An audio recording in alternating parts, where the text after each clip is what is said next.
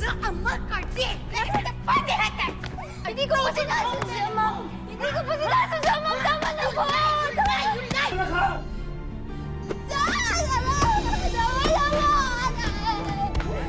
na po! Tama na po! Tama na po!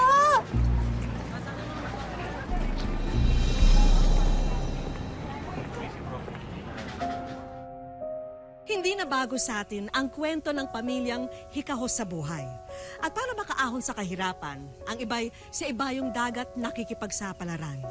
Kailangan daw kasing magsakripisyo alang-alang sa ikatatatag ng kinabukasan ng mag-anak. Pero kahit anong ganda ng hangarin, maaring mauwi pa rin ito sa masagwang kahihinatnan. Magandang hapon po mga kapuso. Ako po si Vicky Morales at ito po ang Wish Ko Lang.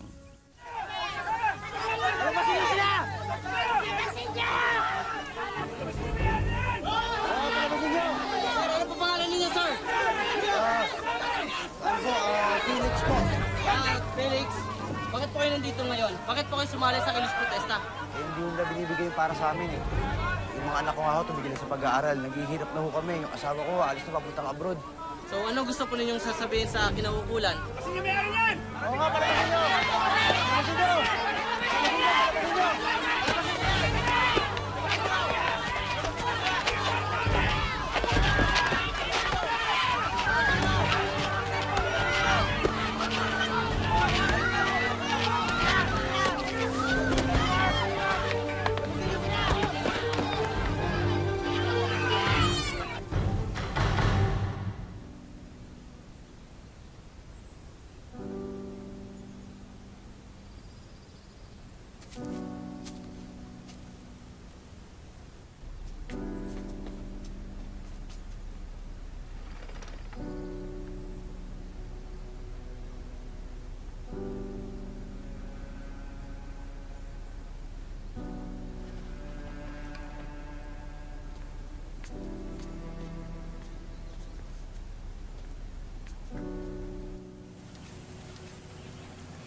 Huwag ka nang malungkot. Alam mo naman na kailangan kong gawin to eh. Tsaka, ilang beses na rin naman natin na pag-usapan to, di ba?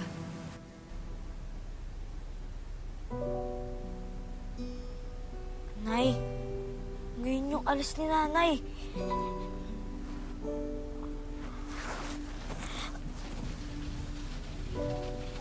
Jenny, ako yung lalaki. Ako yung padre di pamilya. Ako dapat yung gumagawa ng paraan para makaahon tayo sa kahirapan. Mag-asawa tayo. Magkaramay tayo sa lahat ng bagay. Nay! At kasama na doon yung paghahanap ng kabubuhay natin. Nay! Nay, huwag na kayo umalis! Nay! Nay! Sanji, anak? Nay! Sanji, ano ba? Sanji. Huwag kayo po umalis! Nay! Nay! Nay! Hindi po! Sanji. Ayoko umalis, ayoko umalis, ayoko umalis. Pero kailangan ko umalis.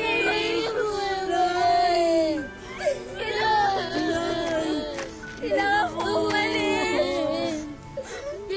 Alagaan niyo yung isa't isa. Alagaan niyo yung isa't isa. Huwag niyo. Yung mahihirapan yung tatay niyo. Tulungan niyo yung tatay niyo, ha? Hindi mo kayo umalis!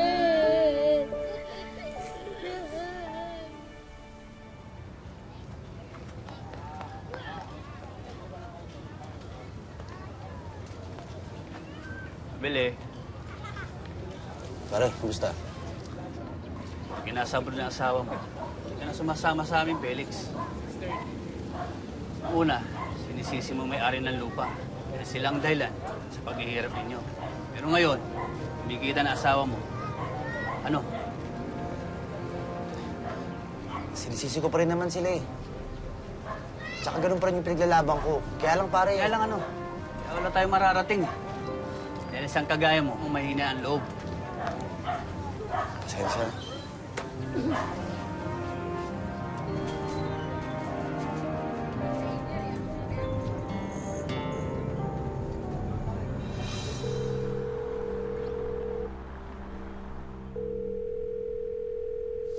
Hello, Felix.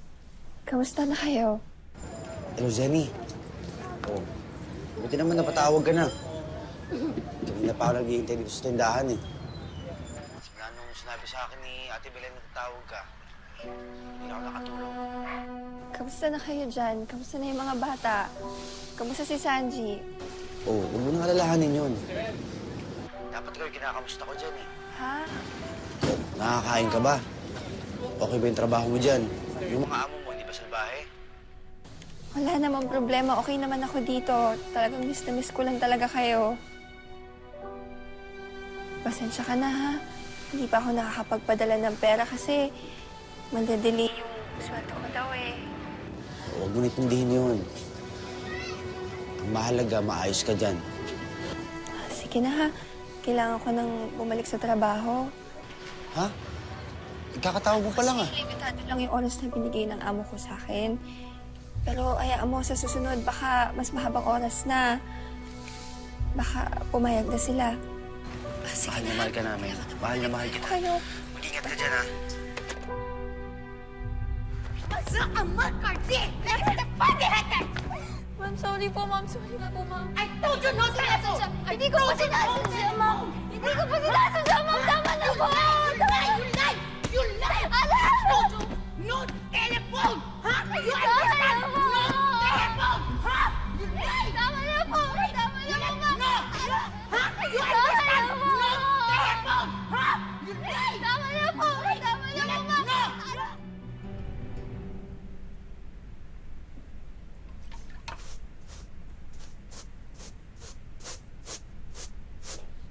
Anta! Gusto kita man, ha? Alam. I'm losing money, jewelries. I don't know where your money. I don't know. Who stole from me, huh? Husband? My children? I don't know, ma'am. You liar. I don't know, ma'am. Ma'am, I don't know. I don't know. You lied to Tama me. na po. You lied. Tama na po, ma'am. Huh? Tama na po. Tama na po. Tama na po. Tama na ka!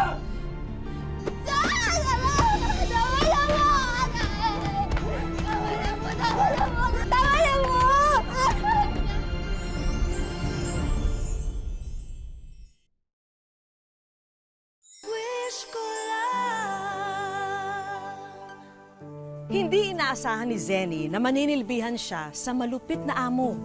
Nakatikim siya ng pananakit mula sa banyaga. At makalipas ang 6 na buwan, tuluyan ng naputol ang komunikasyon niya sa kanyang pamilya sa Pilipinas. Bagay na ikinabahala ng kanyang mister at ng mga anak niya.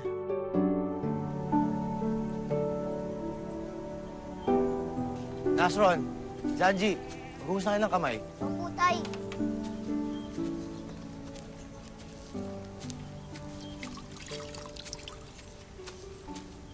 Tay, luto na po yung almusal. Pwede na po tayong kumain. Nasron! Sanji! Kain na tayo! Dalili ka!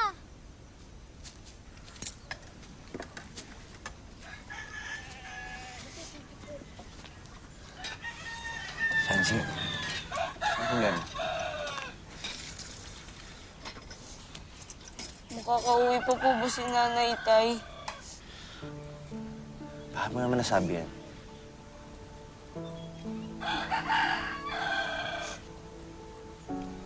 Ang tagal na po kasi niyan dito matawag eh. Tapos, sabi po ng mga kalaro ko, patay na si Nanay. Totoo yan. Buhay ang nanay mo. Kailangan nating maniwala at buhay ang nanay mo. Naniniwala po ba talaga na kayo buhay si Nanay? Oo naman, anak. Kaya mabuti pa kumain ka na. Dahil mga galit ang nanay mo kapag umuwi siya at nakikita nangangayayat. Ano na yan? Yan na. Kaya ka na po, Tay.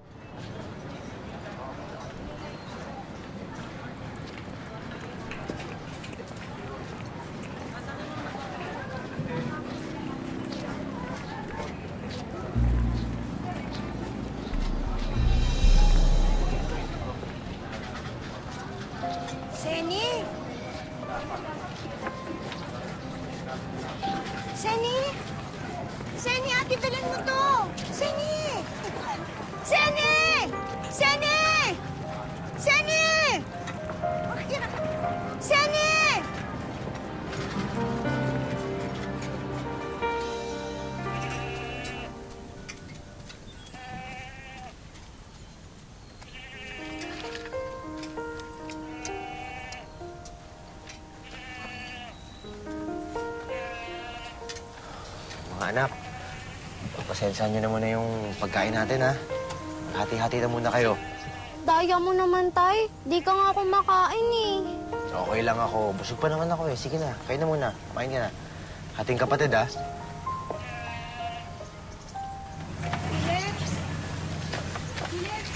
Ate Belen! Ano mo yun? Buhay si Zenny. Nakita ko siya sa Maynila. Buhay si nanay! Buhay yung asawa ko. Nang mabalitaan ni Felix na nasa Maynila ang kanyang misis na si Zenny, nabuhayan siya ng loob. Ang ipinagtataka niya lang ay ang balitang naging palaboy na ang asawa. Kaya agad siyang lumuwas para hanapin at makapiling na ang kabiyak. Kasama po natin ngayon si Felix, isang magsasaka mula pa sa Zamboanga. At narito siya ngayon upang manawagan sa nawawala niyang kabiyak. Felix, gaano na katagal nawawala ang iyong asawa? 6 po. 6 na buwan. At paano naman siya nawala? Nagpunta ko kasi siya sa abroad. Namasukan ko siya dun bilang domestic helper. Tapos, bigla akong di na ko siya namin makontak eh. Hindi na ko siya tumatawag. Hindi na ko siya sumusulat. Lahat po wala na eh. Nasa abroad siya. Eh, paano niyo naman nalaman na nasa Maynila na siya? May nakakita daw sa kanya dito sa Maynila. Kamag-anak ko namin. Sigurado daw ho siya na yung asawa ko yun eh, na si Zenny ho yun. Yun ho. Ganun ba? Well, sige Felix. Manawagan ka na sa iyong nawawalang asawa. Nanawagan ho ako sa kung sino man na nakakita o nakakaalam sa kinaroroonan ng asawa ko, si Zenny ho. Zenny, kung nasaan ka man, sana umuwi ka na. Hinahanap ka na ng mga bata. Hinahanap ka na namin. Hinahanap ka na ng mga anak natin eh. Tsaka Zenny, sana patawarin mo ako. Kung naging mas mabuti lang akong asawa. Paghanap lang ako ng trabaho, sana hindi mo na kailangang umalis. Zenny, bumalik ka na, please.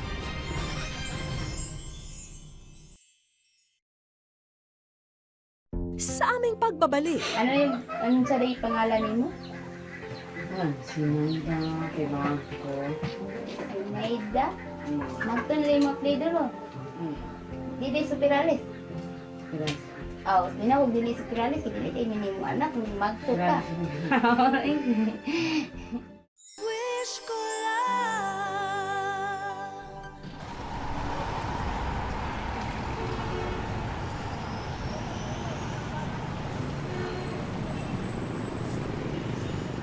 Ate! Oh, Felix, bakit ngayon ka lang? Sorry ate kasi medyo napalayo yung lakad ko eh. Hindi naman sa nagrereklamo ako, ha? Pero ikaw lang din ang inaalala ko. Pustahan tayo, hindi ka pa niyang kumakain, no? Alagaan mo naman ang sarili mo. Paano kung ikaw ang magkasakit? Ate, tinitipid ko lang ho yung nagtirang pera ko eh.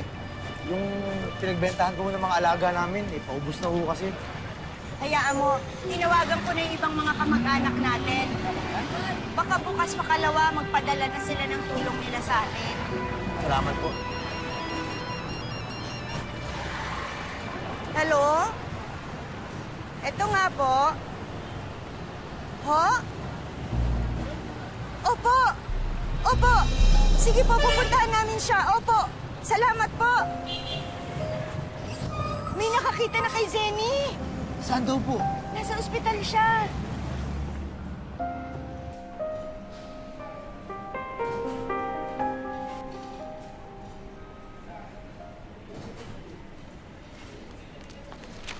Jenny?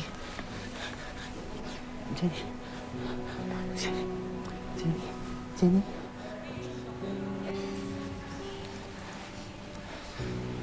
Jenny? Jenny, ako to. Si Felix, yung asawa mo. Jenny. Felix? Asawa ko? Oo. Si Felix, yung asawa mo.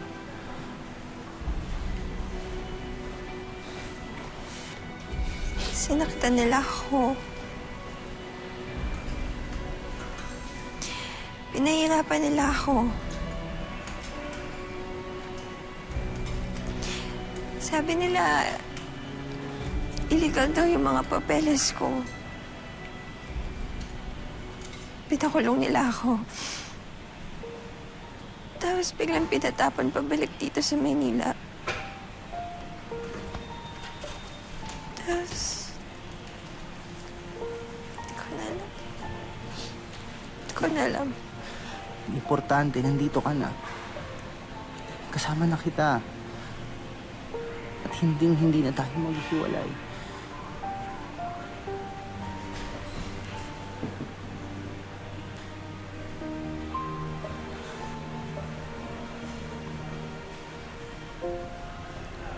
Sino ka?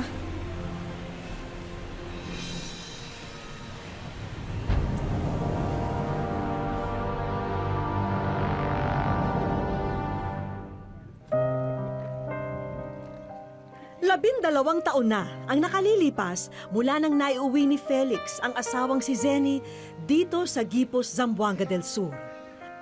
Malaki raw ang kanyang ipinagbago, lalo na sa kanyang ikinikilos. Pasumpong-sumpong na tinatakasan ng katinoan si Zenny.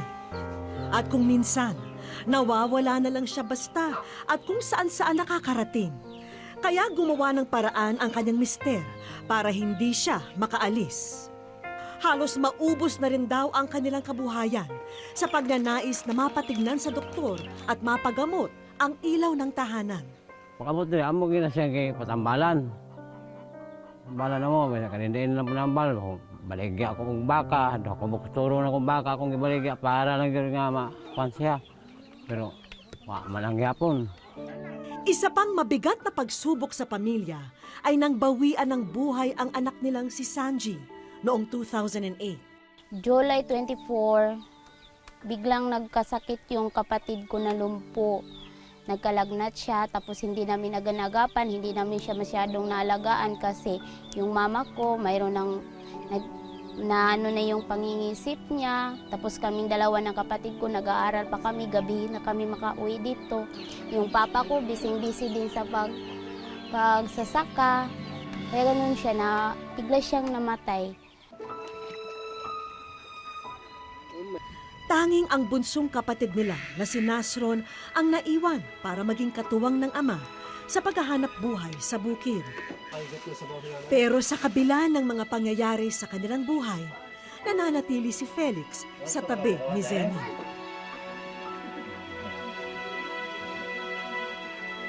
At di man nun lang siya tama, asa siya kutob.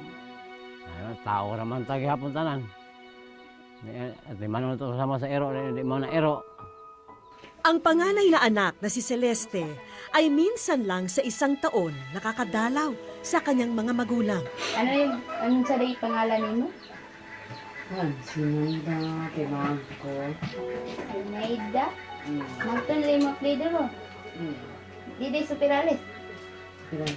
Oh, dinawag dili Superalis, dili ay minimo anak, magtuka. Tuwing nakikita niya ang ina, bumabalik sa alaala niya ang mga paghihirap ng kanilang pamilya. Noong una, sobra naming nalulungkot kasi nagkaganyan siya. Pero kahit ganun yung ugali niya, mahal na mahal namin yung mama ko.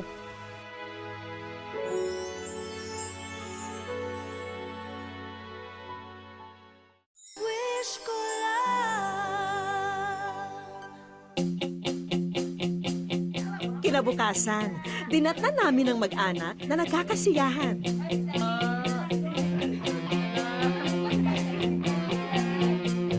O mga bata, break muna ha. Kami naman ang may ipapanood kina Lolo Felix nyo. Magandang hapon, Felix. Ako si Vicky Morales at ikaw ay nasa Wish Ko Lang. Naibahagi kasi ng anak nyo na si Celeste ang kwento niyong mag-asawa. Naku, mahal na mahal kayo ng inyong anak. Kaya nais din niyang masuklian ang inyong walang sawang pag-aalaga sa kanilang ina. At ngayon, gusto sana naming maghandog ng mga sorpresa na sana makakatulong sa inyong pamilya. Sobrang masaya po. Kasi talagang mahal na mahal ko yung pamilya ko eh. Hindi ko akalain na magiging totoo pala ang wish namin. Kami rin ay nagpapasalamat sa pagbahagi niyo ng kwento ng pagmamahal ng inyong pamilya kay Zenny. Ito ang Sinaida Soferali story. Sa Pagadian City muna namin isinama ang pamilya ni Felix para sa aming unang sorpresa. Nasron, mula sa STA College Pagadian, mahandog naming ibibigay sa inyo ang Gift of Knowledge Certificate. Sana ay makatulong ito sa pagtupad ng inyong mga pangarap. Congratulations! Thank you po. Dahil gusto ko pong masuklian ang kanilang paghihirap sa akin. Sigurado na po kami na makapag-aral siya ng college at hindi na siya maghihirap. Sigurado na yung kinabukasan niya. Pagkatapos, excited na umuwi ang mag-anak para dalawin si Zenny. Pero bago yan, silipin niyo muna ang mga bagong alaga ni tatay. Mga malulusog at cute na mga biik. Wow, pa! Kagwapa kayong baboy. Talagang maraming salamat. Pasalamat ako kay Ate Vicky, sa Wish Ko Lang, sa inyong lahat. Maraming salamat talaga sa pagtulong niyo. Agad inasikaso ni tatay ang mga bagong alaga. May kasamang pagkain na rin para sa mga biik.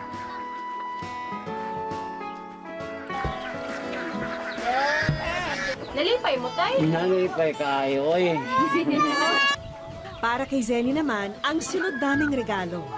Sama-samang inayos ni na Celeste ang mga ito para maging mas komportable si Zenny. Bukod pa rito, inilapit din namin ang suliranin ninyo tungkol sa inyong ina sa isang lokal na ospital rito. Please bring your mother, Mrs. Sinaida Soferali, to our hospital for free assessment, pre-work up, and initiation of treatment. Thank you. Maraming talagang salamat sa inyo. Saan tumutulong sa amin para magamot ko yung nanay ko. Sobrang mahal din kita.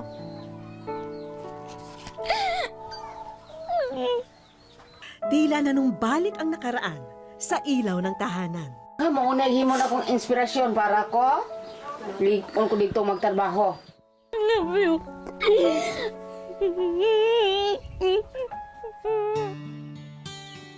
Ninakaw man ng mga nakaraang paghihirap ang katinoan ni Zenny. Hindi maitatanggi na ang puso ng ina ay nakakaalala pa rin.